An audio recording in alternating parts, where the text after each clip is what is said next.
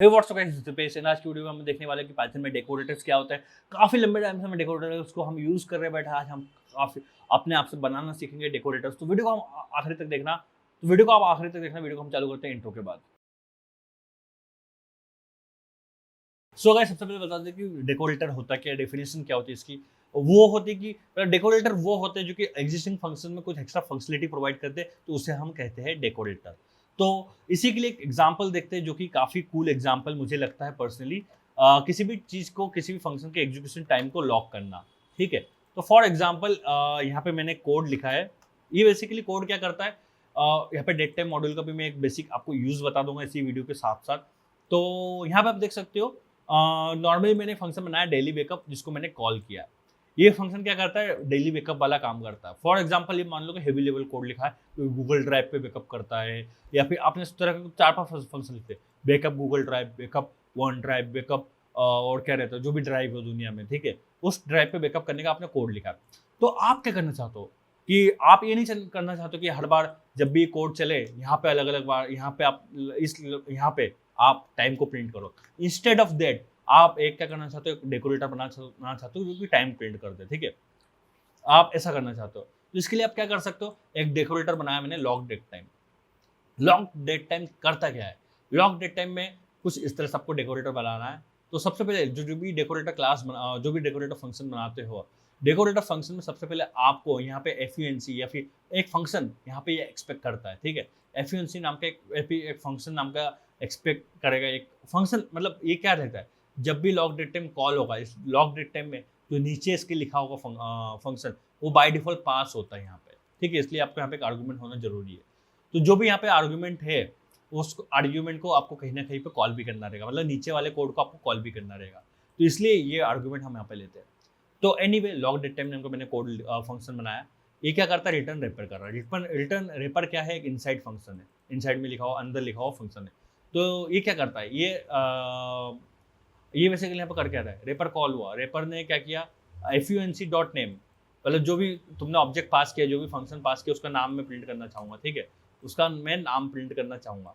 तो उसके नाम को मैं देखने के लिए आप देख सकते हो, फंक्शन एफयूएनसी डॉट नेम, मतलब डेली बैकअप, जो भी अपने नीचे फंक्शन कॉल किया है उसके नाम को आप देख सकते हो। तो ये प्रूफ है कि एफयूएनसी क्या है, जो आप नीचे लिखा रहेगा आपका, वही एफयूएनसी है। तो उसके नाम को मैंने यहाँ पे प्रिंट किया, और साथ ही साथ यहाँ पे मैंने उसका टाइम भी प्रिंट किया कि ये इतनी बजे चला है, इतने टाइम पे चला है। ठीक है, और वो प्रिंट करने के बाद मैंने यहाँ पे simply dash dash dash print कर दिया, जो 30 टाइम्स मैंने डैश को मल्टीप्लाई कर दिया, और उसके बाद मैंने एफयूएनसी को कॉल भी कर दिया। एफयूएनसी इज नथिंग बट नीचे वाला फंक्शन, उसको मैंने कॉल भी किया, और आखिरी में ये जो रेपर था उसको रिटर्न कर दिया। ठीक है, तो यहाँ पे हो क्या रहा है, तो यहाँ पे ये जो चीज़ थी, जो टाइम था, वो तो प्रिंट हो ही रहा, और जो नीचे वाला फंक्शन था वो भी मेरा एग्जीक्यूट हो रहा। नीचे वाला मतलब डेली बैकअप जो है, वो भी मेरा एग्जीक्यूट हो ही रहा। अभी यहाँ पे फॉर टाइमिंग में यहाँ पे फोकस करना चाहता हूँ कि डेट टाइम कैसे काम कर रहा है। तो डेट टाइम एक मॉड्यूल है जिसके अंदर डेट और टाइम से डील करने के लिए काफ़ी सारी चीज़ें होती है। तो यहाँ पे आप एक देख सकते हो, date time dot today, today को आप कॉल करते हो तो आज की डेट और टाइम को ये बताता है, और उसको फॉर्मेट करने के देखने के लिए मैंने एसटीआरएफ टाइम का यूज़ किया है। ठीक है, एसटीआरएफ टाइम में यहाँ पे इसने year month date hours minute और सेकंड, इस तरह से मैंने फॉर्मेट किया, तो यहाँ पे इस तरह से प्रिंट होके आया। तो जो डेट टाइम मॉड्यूल है, मैं रिकमेंड करता हूँ कि कई जगह पे यूज़ होता है, इसके ऊपर जाके आप गूगल पे थोड़ा पढ़ लो, क्योंकि काफ़ी सारे फंक्शन, ज़्यादा बड़ा टॉपिक नहीं, कुछ आपको क्या क्या चीज़ें अवेलेबल, बस आपको जाके देखना है, आपको बस जाके देखना है कि क्या क्या फंक्शंस अवेलेबल है, इतना ज़्यादा कुछ नहीं, डेट टाइम को एक बार देख के रखना। ठीक है, तो अभी हमने यहीं पर देखा प्रॉपर एग्जाम्पल डेकोरेटर का, कि आप यहाँ से बस @ लगा के फंक्शन को कॉल कर दो, तो वो जो फंक्शन है वो सभी फंक्शन के ऊपर अपना काम करने लग जाएगा। ठीक है, तो ये है डेकोरेटर का हमारा बेसिक एग्जाम्पल। डेकोरेटर के अंदर ही गाइस हमको एक चीज़ और देखनी है कि एक प्रॉपर्टी डेकोरेटर भी रहता है दुनिया में। ये अब ये प्रॉपर्टी डेकोरेटर क्या रहता है, कैसे क्या रहती है, इस चीज़ को हम थोड़ा पढ़ेंगे। सॉरी, प्रॉपर्टी नाम का कंसेप्ट रहता है, उसको भी हम देखेंगे। तो उसके पहले हमको क्लासेस देखनी है कि विदाउट गेटर एंड सेटर कैसे काम करती है। अभी आप देख सकते हो कि इस एग्जाम्पल को मैं यहाँ पे कॉपी करता हूँ। ठीक है, ये एग्जांपल में आप देख सकते हो कि यहाँ पे मैंने एक वेरिएबल बनाया क्लास के अंदर, टेम्परेचर नाम का। इस टेम्परेचर की वैल्यू को चेंज करने के लिए या फिर इस टेम्परेचर की वैल्यू को मुझे कुछ सेट करना है। लेकिन ऐसे तो भाई हमारे कंस्ट्रक्टर के अंदर में ऐसा डेटा डाल के हम मैं सेट कर सकता हूँ। एक तरीका तो ये हो गया। एक तरीका क्या होगा, मैं डायरेक्टली जो ऑब्जेक्ट है उस विद द हेल्प ऑफ वो ऑब्जेक्ट मैं यहाँ पे वैल्यू को चेंज कर सकता हूँ। विद द हेल्प ऑफ वही वाला ऑब्जेक्ट मैं वैल्यू को एक्सेस भी कर सकता हूँ। तो एक तरीका ये होता है। तो ये जो तरीका है इससे बोलते हैं कि भाई इसमें हमने गेटर या फिर सेटर मेथड बनाई नहीं, डायरेक्टली हमने जो भी वेरिएबल है उसको चेंज कर लिया, मॉडिफाई कर लिया, यूज कर लिया, प्रिंट कर लिया, सब कर लिया। ठीक है, ये नॉर्मल वाला तरीका है। अभी इससे एडवांस तरीका हमारा क्या था भाई, डेडिकेटेडली आप क्या बनाते हो, गेटर या फिर सेटर मेथड बनाते हो। गेटर या सेटर आई गेस हम किसी वीडियो में देख चुके हैं। तो गेटर और सेटर में क्या रहता है कि आप डेडिकेटेड एक मेथड बनाते हो। तो गेट मेथड मतलब ये जो नॉर्मली रहता है, जो क्लास के वेरिएबल उसको प्रिंट करने का काम करता है। और सेट मेथड मतलब इसको मैं हटा देता हूँ एग्जाम्पल को इजी बनाने के लिए। तो जो सेटर मेथड रहता है वो क्या रहता है, वैल्यू को सेट करने के लिए, जो हम इनिट में सेट कर रहे थे बेसिकली उसी तरह से काइंड ऑफ मतलब सेट करने के लिए ये एक हमारा डेडिकेटेड मेथड होता है। तो जो वैल्यू को सेट करता है किसी भी क्लास के अंदर उसको सेटर मेथड बोलते हैं। जो कि वैल्यू को गेट करके होता है, मतलब प्रिंट करता है, गेट करता है, उसको हम क्या बोलते हैं, गेटर मेथड बोलते हैं। तो आप यहाँ पे वैल्यू को हम यहाँ पे with the help of get method आप यहाँ पे वैल्यू को एक्सेस कर सकते हो, या फिर with the help of set method आप वैल्यू को सेट कर सकते हो। तो ये जो कंसेप्ट था गेटर और सेटर का रहता है, मतलब डेडिकेटेड आप मेथड बना दो भाई कि भाई सेट करने के लिए और गेट करने के लिए।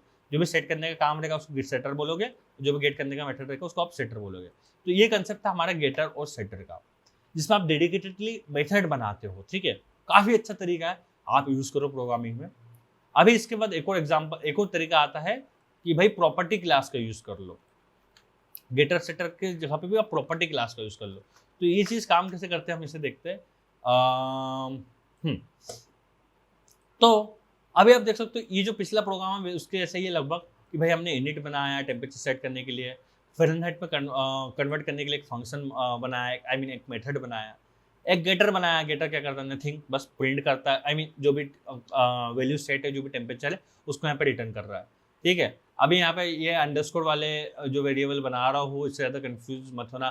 प्राइवेट पब्लिक वाले प्राइवेट पब्लिक प्रोटेक्टेड वाले पे डेडिकेटेड वीडियो बना चुका हूँ, जाके देख लेना। तो आई मीन हाँ, एनीवे तो यहाँ पे जो टेम्परेचर है इसको नॉर्मली गेटर रिटर्न करता है, और जो यहाँ पे सेट करने वाला मेथड है ये नॉर्मली टेम्परेचर को सेट करता है। अगर मैं ये कंडीशन यहाँ पे रेज वैल्यू वगैरह हटा देता हूँ ताकि इजी पड़े, क्योंकि आपको पता है कि 273 -273 से ज़्यादा आप टेम्परेचर को सेट नहीं कर सकते हो, temperature value is not possible. तो इसलिए मैंने रखा था, बट फॉर आवर इजीनेस मैं इसे हटा देता हूँ। ठीक है, तो अभी देखो गेटर और सेटर की हेल्प से तो हम यहाँ पे दो फंक्शन तो हमने यहाँ पे बनाए हैं, ये गेटर और सेटर तो बनाए, बट यहाँ पे एक मैंने प्रॉपर्टी का ऑब्जेक्ट बनाया। कैसे बनाते हैं भाई, ये ऐसे बनाते हैं कि आप प्रॉपर्टी नाम का कीवर्ड यूज करो। प्रॉपर्टी में आप पहला वाला गेटर को भेज दो, दूसरा वाला आप सेटर को भेज दो। गेटर अपना काम कर देगा, सेटर अपना काम कर देगा, और टेम्परेचर नाम की मेरे पास एक वैल्यू है। ठीक है, टेम्परेचर नाम का मेरा एक एट्रीब्यूट आ जाएगा, या फिर एक बोल सकते हैं एक ऑब्जेक्ट आ जाएगा, जो कि प्रॉपर्टी का ऑब्जेक्ट है टेम्परेचर। तो यहाँ पे क्या हो रहा है, नॉर्मली मैंने भाई क्या किया, मैंने 37 को पास किया, 37 जाके यहाँ पे सेट हो गया, टेम्परेचर 37 मेरा सेट हो गया जब मैंने सेल्सियस का ऑब्जेक्ट बनाया। अगली बार ह्यूमन डॉट टेम्परेचर कर रहा हूँ, ह्यूमन डॉट टेम्परेचर करूंगा तो क्या होगा देखते हैं। मैं थोड़ा इसको ऊपर स्क्रॉल करता हूँ, इसको चलाता हूँ। तो ह्यूमन डॉट टेम्परेचर जैसी मैंने कॉल किया है, अभी मैं एक सेकेंड के लिए कॉमेंट आउट कर देता हूँ। ठीक है, अभी तक क्या हो रहा था, जैसे ही मैंने सेल्सियस को कॉल किया, ये क्या हो रहा है, सेटिंग वैल्यू कॉल हो गया। सेटिंग वैल्यू कैसे कॉल हो गया, ये तो मैंने नॉर्मली इनिट कॉल हुआ, इनिट में भाई जो भी टेम्परेचर भेजा वो सेट हो गया। बट यहाँ पे आप देख सकते हो कि कहीं से भी मैंने कहीं तक मैंने इसको सेट टेम्परेचर को बाय डिफॉल्ट कॉल नहीं किया। तो क्या होता है कि जब भी आप प्रॉपर्टी आप लिखते हो किसी भी क्लास के अंदर, ये बाय डिफॉल्ट कॉल होता है सेट टेम्परेचर को। तो सेट टेम्परेचर को बाय डिफॉल्ट उसने कॉल किया, और जो भी वैल्यू थी उसको उसने सेट कर दिया। ठीक है, ये जो भी वैल्यू थी उसने उसको सेट कर दिया, इसलिए सेटिंग वैल्यू आपका एक बार लिखा आया। ठीक है, इसको फिर मैं ऑन कमेंट करता हूँ ह्यूमन डॉट टेम्परेचर को। ठीक है, ह्यूमन डॉट टेम्परेचर मतलब ये क्या है, टेम्परेचर नॉर्मली इसको कॉल करोगे तो ये क्या करता है, ये बाय डिफॉल्ट आपके गेटर को कॉल करता है। ठीक है, ये क्या करता है, बाय डायरेक्टली आप प्रॉपर्टी के ऑब्जेक्ट को एक्सेस करना चाहोगे तो बाय डिफॉल्ट गेटर को कॉल करेगा, और ये गेटिंग वैल्यू करके इसने टेम्परेचर मेरा रिटर्न कर दिया। ठीक है, गेटिंग वैल्यू करके उसने टेम्परेचर रिटर्न कर दिया। अब आपको फ़ारेनहाइट में कन्वर्ट करना था तो आपने नॉर्मली फ़ारेनहाइट वाले फंक्शन को कॉल कर दिया। ठीक है, टू फ़ारेनहाइट का आ गया, ये रहा टू फ़ारेनहाइट मेरा नॉर्मली कॉल हुआ, तो टू फ़ारेनहाइट मेरा कॉल होके अगेन गेटिंग वैल्यू कॉल हुआ, और गेटिंग वैल्यू कॉल होके 98 टेम्परेचर वगैरह जो भी है वो प्रिंट हो गया, चल गया। तो गेटर अगर आप प्रॉपर्टी यूज़ करते हो तो प्रॉपर्टी क्या करता है, बाय डिफ़ॉल्ट आपके गेटर या फिर सेटर मेथड को हैंडल कर लेता है। आपको ऐसे बार-बार सेट मेथड या फिर गेट मेथड को कॉल नहीं करना है। आप नॉर्मली जो पहले वाला तरीका था कि नॉर्मली आप जैसे भी कॉल करते हो वैसे आप कॉल करते रहो, जैसे क्लास के हिसाब सेट करते थे, क्लास के हिसाब गेट करते थे, वैसी चीज़ आप करते रहो और बस प्रॉपर्टी लगा दो, प्रॉपर्टी आपका गेटर और सेटर वाली चीज़ें आपकी हैंडल कर लेगी। तो प्रॉपर्टी काफ़ी यूज़फुल और कूल और एडवांस तरीका है। नॉर्मली गेटर या फिर सेटर यूज़ करो, या फिर आप नॉर्मली जो डेटा सेट करते थे उससे काफ़ी अच्छा तरीका है, प्रॉपर्टी यूज़ कर लो। प्रॉपर्टी आपका ऑटोमेटिकली गेटिंग और सेटिंग वाले काम हैंडल कर लेगा। और जब भी आप क्लास वगैरह इनिशियलाइज़ करते हो तो सेट मेथड आपका बाय डिफ़ॉल्ट कॉल होता है। जो गेट रहता है जब भी आप इसे कॉल करोगे गेट के लिए तब वो मतलब क्लास के ऑब्जेक्ट को एक्सेस करने की कोशिश करोगे इस तरह से, तब आपका गेट मेथड कॉल होता है। तो वीडियो को आप जाके फिर से एक और बार देख लो, काफ़ी इंपॉर्टेंट टॉपिक है ये आपका प्रॉपर्टी का। प्रॉपर्टी आपको कई बार पूछा जाता है एग्जाम वगैरह में। सो गाइस आई होप आपको वीडियो पसंद है तो चैनल को सब्सक्राइब करना, नोटिफिकेशन बेल दबा देना। मैं मिलता हूँ आपसे अपने अगले वीडियो में, तब तक बाय बाय।